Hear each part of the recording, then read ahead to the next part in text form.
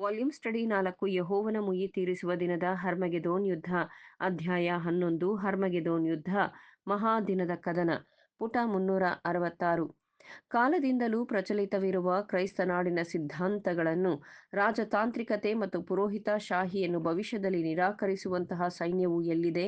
ಅಲ್ಲದೆ ಅಪ್ರಸನ್ನತೆಯಿಂದ ಎಲ್ಲಾ ಶಾಪಗ್ರಸ್ತವಾದುದನ್ನು ನಿರ್ಲಕ್ಷಿಸುವ, ಅದರ ಕ್ರಮವನ್ನು ತಿರಸ್ಕರಿಸುವ ಮತ್ತು ಅದರ ಅಧಿಕಾರ ಸಹಿತವಾದ ಗುಡುಗು ಸಹಿತ ಮಿಂಚಿನ ಅಧಿಕಾರವನ್ನು ಮತ್ತು ಆ ಯೋಜಿತ ಅಧಿಕಾರಗಳನ್ನು ಹಿಂದಕ್ಕೆಸೆಯುವುದು ಯಾವುದು? ವೆಸೂವಿಯಸ್ ಅಂದರೆ ಪರ್ವತ ಪ್ರದೇಶ ಪಿರಂಗಿಯ ಗರ್ಜನೆಯನ್ನು ಎದುರಿಸುವುದು, ಕ್ಷಿಪಣಿಯ ಸಿಡಿಗುಂಡು ಮತ್ತು ಬಾಂಬನ್ನು ಪ್ರತಿಭಟಿಸುವುದು, ನೌಕಾಪಡೆಯ ಶಸ್ತ್ರಾಸ್ತ್ರಗಳ ನೌಕಾಬಲದ ಮಧ್ಯೆ ಉರುಳುವುದು ಮತ್ತು ರತ್ನಖಚಿತ ಕಿರೀಟವನ್ನು ಧರಿಸುವ ಮುಖ್ಯಸ್ಥರ ತಲೆಗಳಿಂದ ಕಿತ್ತುಕೊಳ್ಳುವುದು, ರಾಜ್ಯಗಳನ್ನು ಉರುಳಿಸಿ ಸಮುದ್ರದ ಮಧ್ಯದಲ್ಲಿ ಒಗೆಯುವುದು ಯಾವುದು? ಆಕಾಶಕ್ಕೆ ಬೆಂಕಿ ಹತ್ತಿಸುವುದು ಮತ್ತು ಭೂಮಿಯು ಅದರ ಧಗಧಗಿಸುವ ಶಾಖದಿಂದ ಕರಗಿ ಹೋಗುವುದು. ಹಾಗೆ ಪ್ರವಾದಿಗಳು ಮುನ್ಸೂಚಿಸಿರುವಂತೆ ಹಳೆಯ ಕ್ರಮವನ್ನು ಒಂದು ವಿಶ್ವವ್ಯಾಪಿ ಧ್ವಂಸವಾಗಿಸುತ್ತದೋ? ಅಂತಹ ಒಂದು ಸೈನ್ಯವು ಅಸ್ತಿತ್ವಕ್ಕೆ ಬರಲಿದೆ ಮತ್ತು ಗಂಭೀರವಾದ ಸಂಘರ್ಷಕ್ಕೆ ತಯಾರಾಗುತ್ತಿದೆ. ಹಾಗೂ ನಮಗೆ ಪ್ರವಾದನಾ ವಾಕ್ಯವು ಮತ್ತು ದೃಢವಾಗಿಸುವುದಕ್ಕಿಂತಲೂ ಹೆಚ್ಚಾಗಿ ಕಾಲಗಳ ಸೂಚನೆಯಿಂದ ಆಶ್ವಾಸನೆ ಹೊಂದಿದ್ದೇವೆ ಮತ್ತು ಸತ್ಯಾಂಶದ ಗುರುತಿಸುವಿಕೆಯು ಪ್ರವಾದನಾ ವಾಕ್ಯದ ಜ್ಞಾನವನ್ನು ಕುರಿತಂತೆ ಅಥವಾ ಇಲ್ಲದೆಯೂ ಕ್ರೈಸ್ತ ವರ್ಗದವರ ಹೃದಯಗಳಲ್ಲಿ ಭಯಭೀತ ಮುನ್ಸೂಚನೆಯು ತುಂಬಿಕೊಂಡು ರಾಜನೀತಿಜ್ಞರೆಲ್ಲರಿಗೆ ಎಲ್ಲೆಲ್ಲಿಯೂ ಅಸಾಧಾರಣ ಅಂಶದಲ್ಲಿ ರಕ್ಷಣೆ ಮತ್ತು ಕಾವಲನ್ನು ತೆಗೆದುಕೊಳ್ಳುವಂತೆ ಒತ್ತಾಯಿಸುತ್ತಿದೆ.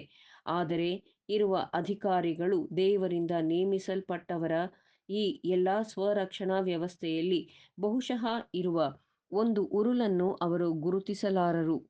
ರಕ್ಷಣೆಗಾಗಿ ಅವರು ಅವಲಂಬಿಸಿರುವ ಸೈನ್ಯ ಸಾಮಾನ್ಯ ಜನರ ಸೈನ್ಯ ಎಂಬುದು ಜ್ಞಾಪಕದಲ್ಲಿಟ್ಟುಕೊಳ್ಳಬೇಕು.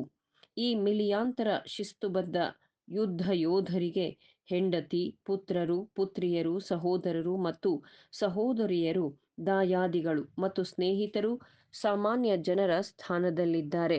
ಸ್ವಾಭಾವಿಕ ಸಂಬಂಧದಲ್ಲಿ ಅವರ ಆಸಕ್ತಿಗಳು ಬೆಸೆದಿದೆ ಹಾಗೂ ಅವರ ಸಿಂಹಾಸನಗಳು ಮತ್ತು ರಾಜ್ಯಗಳಿಗೆ ಸೇವೆಯು ಕೇವಲ ಕಡ್ಡಾಯ ಆದೇಶದ ಮೇರೆಗೆ ಭದ್ರಪಡಿಸಲಾಗಿದೆ, ಅಲ್ಲದೆ ಸಂಭಾವನೆಯ ಮೂಲಕ ಸಂದಾಯವಾಗುತ್ತದೆ. ಆದರೆ ಅವರು ತಮ್ಮ ಕಷ್ಟ ಪರಿಸ್ಥಿತಿ ಮತ್ತು ದಾರಿದ್ರ್ಯಕ್ಕೆ ಅವರು ಮತ್ತು ಅವರ ಕುಟುಂಬವು ಒಳಗಾಗುವುದರಿಂದಾಗಿ ಜೀವನದಲ್ಲಿ ಬರುವ ಗಂಡಾಂತರಗಳು, ಅವಯವಗಳ ಮತ್ತು ಆರೋಗ್ಯ ಮತ್ತು ಅದೃಷ್ಟವನ್ನು ಪರಿಗಣಿಸುವುದೂ ಸೇರಿದಂತೆ ತೃಪ್ತಿಕರ ಪರಿಹಾರ ಸಿಗುತ್ತಿಲ್ಲವೆನ್ನುತ್ತಾರೆ. ವರ್ಷದಿಂದ ವರ್ಷಕ್ಕೆ ಈ ಸೈನ್ಯದಳಕ್ಕೆ ಯುದ್ಧದ ಮಹಿಮೆಯ ವ್ಯಾಮೋಹವು ಕಡಿಮೆ ಕಡಿಮೆಯಾಗಿ ಹೋಗುತ್ತಿದೆ.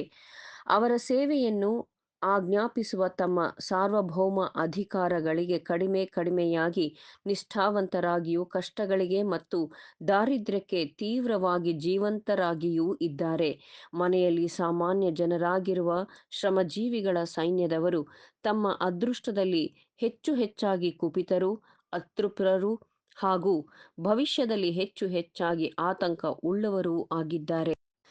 ಕನಿಷ್ಠ ಪಕ್ಷ ಈ ಎಲ್ಲಾ ಸಂಗತಿಗಳು ಬರಲಿರುವ ಬಿಕ್ಕಟ್ಟಿನ ಪರಿಸ್ಥಿತಿಯ ಸಾಧ್ಯತೆಯನ್ನು ಸೂಚಿಸುತ್ತದೆ. ಕ್ರೈಸ್ತವರ್ಗ ಸುಸಜ್ಜಿತ ಮತ್ತು ಶಿಸ್ತಿನ ಸೈನ್ಯವು ಅವರನ್ನು ಈ ಅಸ್ತಿತ್ವಕ್ಕೆ ರೂಪಿಸಿದ ಅಧಿಕಾರವನ್ನು ಎತ್ತಿಹಿಡಿಯದೆ ಮತ್ತು ರಕ್ಷಿಸದೆ ಅದಕ್ಕೆ ವಿರುದ್ಧವಾಗಿ ತಿರುಗಿ ಬಿದ್ದಿದೆ. ಇಂತಹ ಒಂದು ಸಾಧ್ಯತೆ ಸಂಪೂರ್ಣವಾಗಿ ಆಡಳಿತಗಾರರು ಸೂಚಿಸಿರಲು ಸಾಧ್ಯವಿಲ್ಲ ಎಂಬುದು ರಷ್ಯಾದಲ್ಲಿ ಸಾಕ್ಷ್ಯವಾಗಿದೆ. ಬರಗಾಲವು ಮೇಲುಗೈಯಾದಾಗ, ಅದರಿಂದಾಗಿ ಜನರ ಮಧ್ಯೆ ಗಲಭೆಗಳು ಉಂಟಾದಾಗ, ಇದಕ್ಕೆ ಕುರಿತಂತಹ ಸತ್ಯವನ್ನು ರಷ್ಯಾದ ಸೈನ್ಯದಲ್ಲಿ ತಮ್ಮ ಸಹೋದರರು ಮತ್ತು ಸ್ನೇಹಿತರಿಂದ ಶ್ರದ್ಧೆಯಿಂದ ಕಾಪಾಡಲಾಯಿತು ಮತ್ತು ಗಲಭೆಯನ್ನು ನಿಗ್ರಹಿಸಲು ಸೈನಿಕರ ವಿಶೇಷ ಕಾರ್ಯಪಡೆಯನ್ನು ದೂರ ಪ್ರದೇಶದ ಜಿಲ್ಲೆಗಳಿಂದ ನಿಯೋಜಿಸಲಾಗಿತ್ತು.